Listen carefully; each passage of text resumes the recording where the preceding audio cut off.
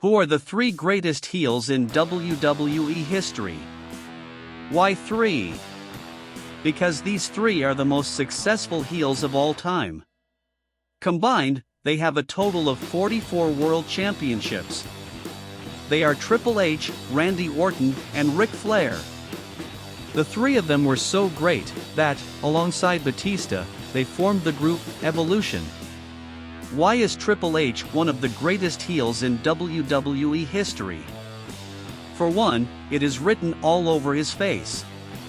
No other wrestler personified a heel more so than Triple H. He might have started out as a smooth baby-faced heel, but what he became was the game.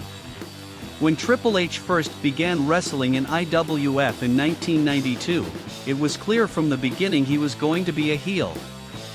He started off with the ring name of Terra, Rising. He joined WCW in 1994, and began using the ring name Jean-Paul Levesque, briefly forming a tag team with Lord Steven Regal. It was at that time, he began using the pedigree as his finishing move.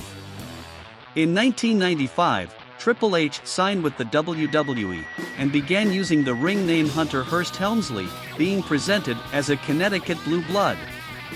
Initially, the WWE wanted to give him the name of Reginald DuPont Helmsley. Triple H joined DX in 1997, which originally included himself, Shawn Michaels, Chyna, and Rick Rude. However, Shawn Michaels eventually retired due to a back injury, and X-Pac and the New Age Outlaws eventually joined the group. In 2000, Triple H began calling himself The Game, and Jim Ross started referring to him as the Cerebral Assassin. This is who he was from that point on, until his final match in 2021. A lot of wrestlers had extended times in their careers in which they were both heels and babyfaces, but not Triple H. Even when he was somewhat of a fan favorite at times, he was not truly a babyface. The fans simply liked what he was doing in the ring and on the microphone. Like any heel, Triple H was willing to cheat to win when necessary. That's why his trusty sledgehammer was always under the ring. He aligned himself with factions like DX and Evolution, because he was always willing to do anything to win. Randy Orton was born to be a heel. His father, Cowboy Bob Orton, was a heel too.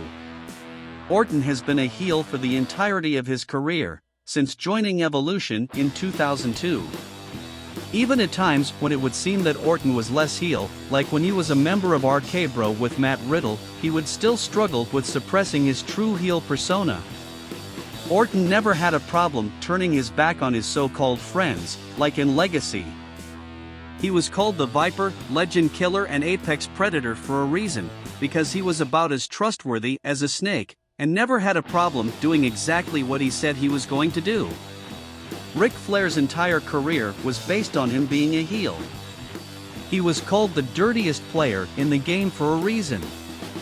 He had a tendency at times to run in packs with other wrestlers like the Four Horsemen and Evolution. However, he was also fine wrestling on his own, by using every trick in the business to win. Triple H, Randy Orton, and Ric Flair had very expendable relationships in their wrestling careers.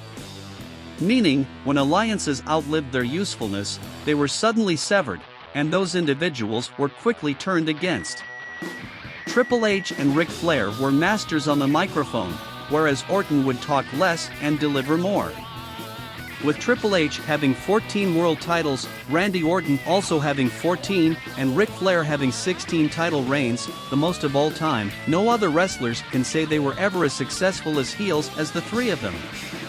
It could be argued that Vince McMahon was just as much a heel as Triple H, Randy Orton, or Ric Flair. However, Vince McMahon was not a full-time wrestler, and his heel-like persona came from a position of authority, not in ring wrestling ability. Thus, unless your name is John Cena, these three men have proven that nice guys generally finish last.